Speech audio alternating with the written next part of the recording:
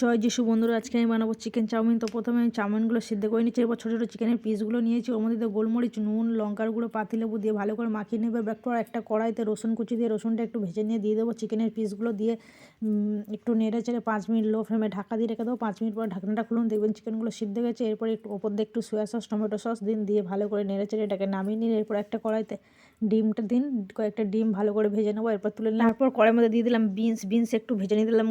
গাজর কুচি দিয়ে একটু ভালো করে ভেজে দিলাম। পেঁয়াজ কুচি, লেটুস পাতা, নুন দিয়ে আবারও একটু ভালো করে ভেজে নিন। তারপরে দিয়ে দিন লাল ক্যাপসিকাম, হলুদ ক্যাপসিকাম দিয়ে একটু নেড়ে চেড়ে চাউমিনগুলো দিয়ে দিন। চাউমিনটা ভালো করে নেড়ে চেড়ে এর মধ্যে দিয়ে দিন চিকেনের ছোটো ছোটো পিসগুলো। তারপর দিয়ে দিন ডিম ভাজা, দিয়ে আবার একটু ভালো করে নাড়িয়ে দিয়ে দিন সোয়া সস দিয়ে একটু আবার নাড়িয়ে চাড়িয়ে নিন।